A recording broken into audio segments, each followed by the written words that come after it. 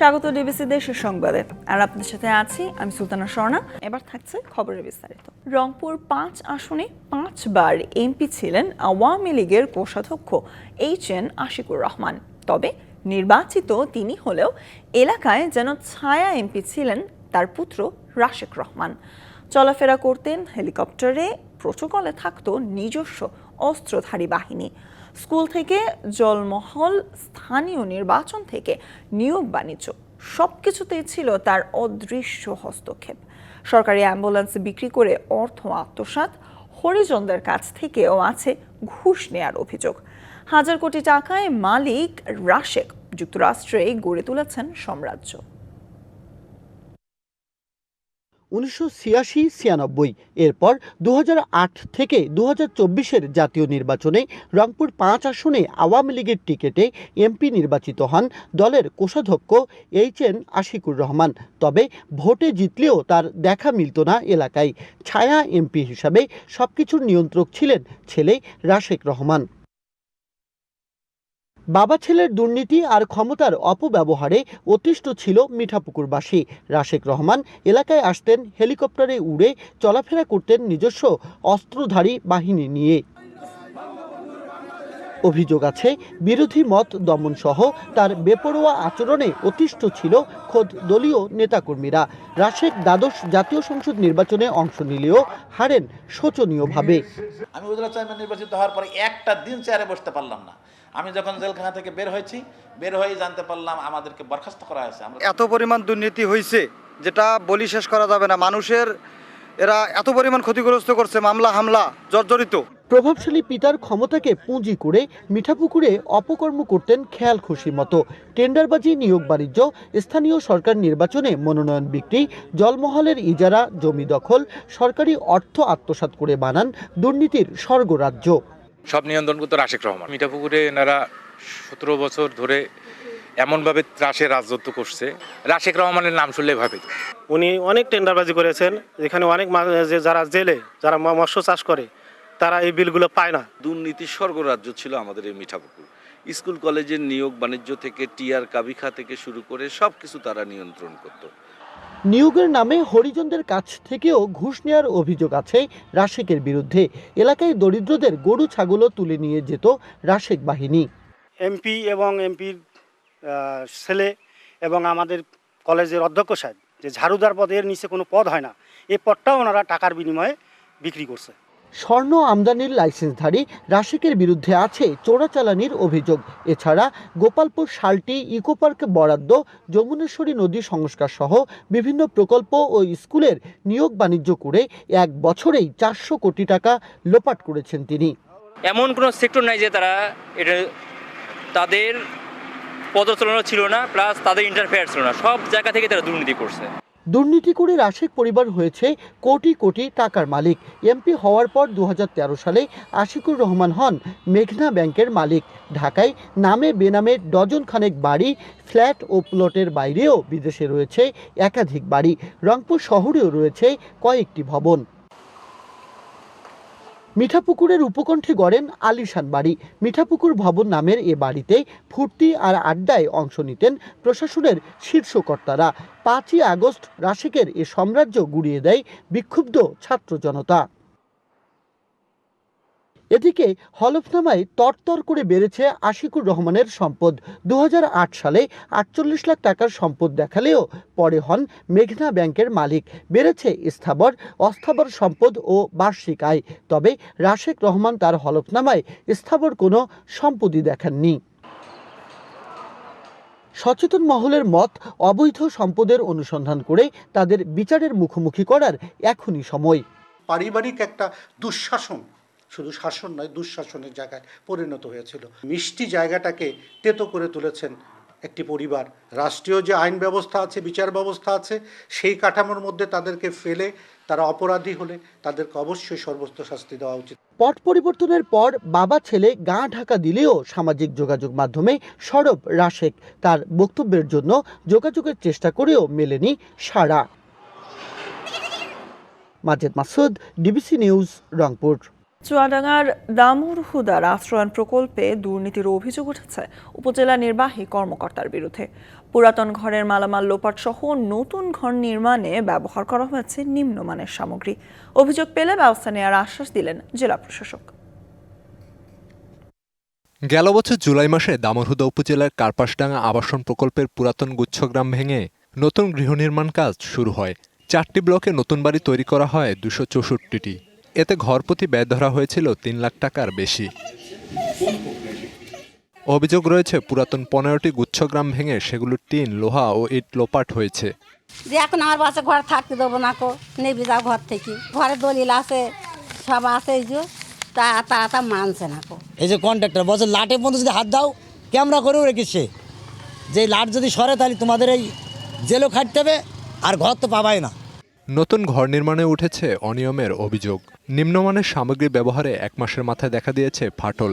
ঘর বন্টনেও রয়েছে আর্থিক লেনদেনের অভিযোগ। নতুন ঘরের বাজেট ছিল 3,70,000, এখন আমরা তো দেখছি 2 লাখও খরচ হয়নি। 3 নম্বর ইট আমরা নেবো না, তেন বছর দেখবি 3 নম্বর ইটের স্তর কি বলে তো 3 বছর জেল হবে। প্রকল্প বাস্তবায়নেও 5 সদস্যের কমিটিকে পাশ কাটিয়ে কাজ শেষ করার অভিযোগ তৎকালীন নির্বাহী কর্মকর্তার বিরুদ্ধে। প্রশাসনিক যে কর্মকর্তা ইউনিয়ন পরিষদের, তেনাদের দিক নির্দেশনে আমাদের চলতে হয়। মমতাজ মহল আসার পরে যে ঘরগুলো আসে এবং হয়, এই নিয়ে অনেক বিতর্ক আছে। কমিটির আগের সিদ্ধান্ত অনুযায়ী পুরাতন উপকরণ উপকারভোগীদের মধ্যেই বিতরণ করা হয়েছে দাবি তৎকালীন উপজেলা নির্বাহী কর্মকর্তার। যেহেতু আগের ইউনোই করে গেছিল, মানে রেজুলেশন করে গিয়েছিল যে সব ওই উপকারভোগীদের মাঝে ওইটা বিলিয়ে দেওয়া হবে, তো আমরা সেভাবে সিদ্ধান্ত বহাল থাকি এবং সেভাবে কিন্তু আমরা কাজ করছি। খতিয়ে দেখে ব্যবস্থা নেওয়ার কথা জানিয়েছে জেলা প্রশাসন। পুরাতন অবকাঠামোটা অকশনের মাধ্যমে বিক্রির একটা বিধান রয়েছে এবং সেটা সরকারি কোষাগারে জমা দিতে হয় টাকাটা। কোয়ালিটি বিষয়টা যেহেতু বলছেন, আমি এই জিনিসটা একটু দেখব, খতিয়ে দেখব। আশ্রয়ণ প্রকল্পের পুরাতন গুচ্ছঘর ও ঘর নির্মাণের অনিয়ম তদন্ত করে দোষীদের বিরুদ্ধে দ্রুত ব্যবস্থা নেওয়ার দাবি স্থানীয়দের। DBC news desk.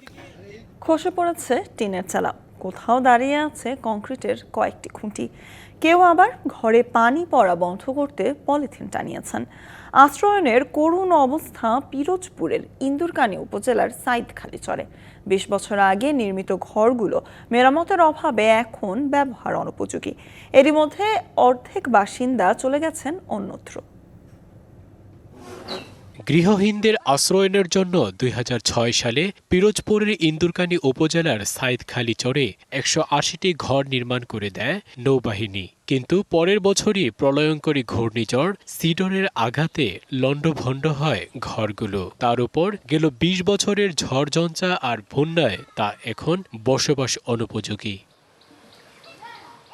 এখানে বাসিন্দাদের অধিকাংশই জেলে ও দিনমজুর। তারা বলছেন, ঋণের কিস্তি পরিশোধ ও সংসারের খরচ মিটিয়ে নতুন ঘর নির্মাণ তো দূরের কথা, পুরনো ঘরগুলোই মেরামত করা সম্ভব হচ্ছে না।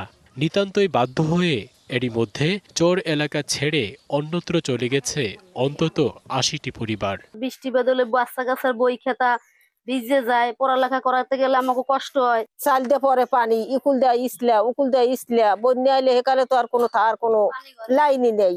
শুষ্ক মৌসুমে ঘরে থাকা গেলেও দুর্বিষহ হয়ে ওঠে বর্ষাকালে। নানা সীমাবদ্ধতায় ঘরটিকে রক্ষা করে কোনো রকমে টিকে আছে জীবন যুদ্ধে। অনেক লোক থাকার মতন কায়দা নাই বিদায় এরা নানান জন গেছে, জায়গা থাকার মতন তৌফিক আছে, জায়গা থাকে না, আর আমরা যারা গরিব মানুষ সেই আমরা বসবাস করি। আশ্রয়ন প্রকল্প 2 এর আওতায় পুনরায় ঘরগুলো নির্মাণের আবেদন করেছে উপজেলা প্রশাসন। আমাদের আশ্রয়ন প্রকল্প 2 বরাবর ঘর বরাদ্দ পাওয়ার জন্য লিখেছি এবং আমরা যোগাযোগ রাখছি। আশা করছি যে অতি দ্রুতই আমরা ঘর বরাদ্দ পাওয়ার সাপেক্ষে আমরা সেই ঘরগুলো পুনর্নির্মাণ করা সম্ভব হবে। ক্ষতিগ্রস্তদের দুর্দশা লাঘবে বর্ষার আগেই প্রয়োজনীয় ব্যবস্থা নেয়ার দাবি সাইদখালীচরের বাসিন্দাদের। DBC news desk. অনাবৃষ্টি আর খরায় পুড়েছে মৌলভীবাজারের চা বাগান। পানি সংকটে শুকিয়ে যাচ্ছে গাছ, গজাচ্ছে না নতুন কুড়ি। ভূগর্ভস্থ পানির স্তর নিচে নেমে যাওয়ায় সংকটে সেচ ব্যবস্থা। এতে করে উৎপাদন কমে দেখা দিয়েছে চা শিল্পে বড় ধরনের প্রভাব পড়ার শঙ্কা। সারি সারি চা বাগানে এই সময়ে নতুন কুড়ি গজানোর কথা, কিন্তু প্রাকৃতিক বৈরিতায় বিপর্যয়ের মুখে মৌলভীবাজারের চা উৎপাদন। এবার অনাবৃষ্টিতে খরার কারণে বাগানে পানি সংকট দেখা দেয়, শুকিয়ে যাচ্ছে গাছ। হালকা বৃষ্টি হলেও কাটছে না খরা। খরার জন্য যেটা দরকার সবচেয়ে সেটা হলো আমাদের ইরিগেশন ফ্যাসিলিটি। সরকারে এগিয়ে আসেন এ ব্যাপারে, তাহলে তো আমরা অধিক সংখ্যক ইরিগেশন আন্ডারে আনতে পারবো। এবছর আমরা চা পাতা এপ্রিল মাসের প্রথম দিকে আসি চা পাতা উঠানো শুরু করছি মাত্র, তাও গত বছরের তুলনায় এবছর চার উৎপাদন 50% কমে গেছে। জেলা জুড়ে প্রায় 5 মাস ধরে হয়নি পর্যাপ্ত বৃষ্টি, নেমে গেছে ভূগর্ভস্থ পানির স্তরও। উৎপাদন কমে যাওয়ায় দেখা দিয়েছে চা শিল্পে বড় ধরনের প্রভাব পড়ার শঙ্কা। সরকার এবং মালিক পক্ষ মিলে সেচ প্রকল্পের আওতা নিয়ে এই ধরনের দুর্যোগ মোকাবিলা করার জন্য আমি সরকার এবং মালিক পক্ষের প্রতি অনুরোধ জানাই। বাগান মালিক থেকে শুরু করে বুকার বায়ার বাংলাদেশ টি বোর্ডের সিদ্ধান্ত অনুযায়ী কাজ করতে হবে, সবাইকে এগিয়ে আসতে হবে, এই চা শিল্পকে টিকিয়ে রাখতে হবে। যদিও সংকট মোকাবেলায় প্রস্তুতির কথা বলছে কর্তৃপক্ষ। বাগানগুলিতে গত 5 মাস যাবৎ বৃষ্টি না হওয়ার কারণে প্রচুর খরা প্রকোপ হয়েছে, এরপরে অনেক চা গাছ মারা গেছে। তবে যেহেতু এটা মৌসুমের শুরুতেই হয়েছে, আশা করি এটা আমরা ওভারকাম করতে পারবো। তবে খরা মোকাবেলার জন্য আমাদের ভবিষ্যৎ বছরগুলিতে আমাদের এখন থেকে পদক্ষেপ নিতে হবে। এবছর চা উৎপাদনের লক্ষ্যমাত্রা ধরা হয়েছে 103 million KG. DBC news desk. মাদারীপুরের কালকিনিতে একটি মাধ্যমিক বিদ্যালয়ের মাঠে শতাধিক কলা গাছ রোপণের অভিযোগ উঠেছে। এতে খেলাধুলা থেকে বঞ্চিত শিক্ষার্থীরা। তবে নিজেদের জমিতেই গাছ রোপণের দাবি অভিযুক্তদের। এটি মাদারীপুরের কালকিনির ভাটপালি আব্দুর রহমান মোল্লা বিদ্যাপীঠের মাঠ। ৪ এপ্রিল স্থানীয় দেলোয়ার আকন এসব কলা গাছ রোপণ করেন বলে অভিযোগ উঠেছে। এতে খেলাধুলা থেকে বঞ্চিত শিক্ষার্থীরা। ক্ষুব্ধ শিক্ষক ও এলাকাবাসীও। তারা বলছেন, বাধা দিলে শিক্ষক শিক্ষার্থীদের দেওয়া হয় হুমকি। জেলার এখন আর ভাইবার অনেক লোক প্রায় 100 মানুষ লিয়ে এই কলা গাছ লাগাইছে। এই মাঠে তারা জোরপূর্বকভাবে ভোর সকাল 10টার দিকে এসে তারা মাঠের ভিতরে কলা গাছ লাগাইছে। তবে অভিযুক্তদের দাবি নিজস্ব জমিতেই করেছেন কলা গাছ রোপণ। ঠিক আছে, রাতের আধারে ভরাট করছে, ভরাট কইরা ঠিক আছে আমাদের নামে 13-14টা মামলা করছে। আমরা নিজেরাই আমি না এটা মাইপা আমাদের যে দাদার কাল্যার সম্পদ ওইটা আমরা নিজেরাই বুঝ নিছি। ঠিক আছে, 4/4/2025 তারিখে সকাল 10টায় ঠিক আছে একদল দুর্বৃত্তরা মাঠের ভিতরে আইসা কলা গাছ রোপণ করতেছে। এলাকার দুর্বৃত্ত, কিন্তু আমি সবাইকে তো চিনি না। দেলোয়ার হোসেন আকন। তদন্ত সাপেক্ষে এ বিষয়ে আইনগত ব্যবস্থা নেওয়ার কথা জানিয়েছে পুলিশ। যদি এই ঘটনাগুলো যদি সঠিকভাবে আমরা নিষ্পত্তি করতে না পারি, তাহলে হচ্ছে একটা উত্তেজনার একটা সিচুয়েশন একটা তৈরি হওয়ার একটা চান্স থেকেই যায়। সে তো হচ্ছে আমাদের অবশ্যই চেষ্টা থাকবে এটা যাতে একটা লিগ্যালি একটা আমরা হচ্ছে সলিউশনে আসতে পারি। এমপিওভুক্ত এই বিদ্যালয়ে শিক্ষার্থীর সংখ্যা 227 জন। DBC news desk. নববর্ষের জলকেলি উৎসবে মেতেছে কক্সবাজারের রাখাইনপল্লী ও বান্দরবানের মারমা সম্প্রদায়। উৎসব উদযাপনে স্থানীয়দের সাথে যোগ দিয়েছেন ঘুরতে আসা পর্যটকরাও। ঐতিহ্যবাহী এই উৎসব উদযাপনে নিরাপত্তা সহ বিভিন্ন ব্যবস্থা নিয়েছে প্রশাসন। নানা রঙে সেজে বাদ্যযন্ত্রের তালে তালে নেচে গেয়ে বরণ করছেন নতুন বছরকে। জলকেলির মাধ্যমে এভাবেই উদযাপনে মেতে ওঠে কক্সবাজারের রাখাইন সম্প্রদায়। 15 এপ্রিল থেকে 1386 রাখাইন বর্ষকে বিদায় ও 1387 নববর্ষকে বরণে উৎসব উদযাপনে মেতেছেন তারা। একে অপরের দিকে পানি ছড়ে আনন্দ উদযাপনে মেতে উঠেছে তরুণ তরুণী ও নানা বয়সের নারী পুরুষ। রাখাইনদের বিশ্বাস, পুরাতন বছরের দুঃখ বেদনা, গ্লানি ও ক্লান্তি দূর করে নতুন বছরকে শুভময় করে এই জল। পুরাতন বছরকে বিদায় দিয়ে আর নতুন বছরকে ওয়েলকাম করার জন্য হচ্ছে এভাবে পানি খেলছি। মজাই লাগতেছে, বাট এখনো অনেক রকম প্যান্ডেল দেখার বাকি আমাদের, তো তখন বলতে পারবো যে কেমন মজা হয়েছে। রাখাইনদের সঙ্গে আনন্দ ভাগ করে নিতে যোগ দিয়েছেন ঘুরতে আসা পর্যটকরাও। খুবই এক্সাইটিং লাগতেছে, কারণ আমি আগে কখনো রাখাইন নিউ ইয়ার ফেস্টিভ্যালে আসি নাই, এবার প্রথম। সবাইকে হ্যাপি সাংরাই শুভেচ্ছা। আজকে আমরা মাত্র বের হইছি, অনেক মজা করছি, অনেক নাচানাচি করছি। সুষ্ঠুভাবে আয়োজন করতে সার্বিক সহযোগিতার পাশাপাশি নিরাপত্তা ব্যবস্থাও করা হয়েছে জোরদার। 1387 পদার্পণ করছি, আজকে আমাদের বছরের প্রথম শুরু। তো আজকে আমরা পুরান বর্ষকে বিদায় জানিয়ে 17, 18, 19 3 দিন যাব আমরা পানি খেলা আয়োজন করছি। 3 দিন ব্যাপী নববর্ষের যে উপলক্ষে যে আয়োজিত অনুষ্ঠান, এই আয়োজিত এই অনুষ্ঠানটা খুবই আনন্দমুখর পরিবেশে উদযাপিত হচ্ছে। সেখানে জেলা প্রশাসনের পক্ষ থেকে এবং পুলিশের পক্ষ থেকে সার্বিক নিরাপত্তা ব্যবস্থার পর্যাপ্ত পদক্ষেপ গ্রহণ করা হয়েছে। এদিকে সাংগ্রাই উৎসবের দ্বিতীয় দিনে জলকেলিতে মাতোয়ারা বান্দরবানের মারবা সম্প্রদায়ের তরুণ তরুণীরা। মারবা সম্প্রদায়ের এই জলকেলি উৎসবে যোগ দেন পর্যটকরাও। এতে পাহাড়ি বাঙালিদের মিলন মেলায় পরিণত হয়। শুক্রবার 18 এপ্রিল রাজার মাঠে সাংস্কৃতিক অনুষ্ঠান, ঐতিহ্যবাহী জলকেলি উৎসবের মাধ্যমে শেষ হবে সাংগ্রাই অনুষ্ঠান। Shakib Al Hasan, DBC news desk. আর ডিবিসি দেশের সংবাদ এই ছিল এখনকার মতো। ডিবিসি নিউজের সংবাদগুলো পড়তে ভিজিট করুন dbcnews.tv, এছাড়া ভিজিট করুন ডিবিসি নিউজের ফেসবুক পেজ এবং ইউটিউব চ্যানেলে। সাথেই থাকুন।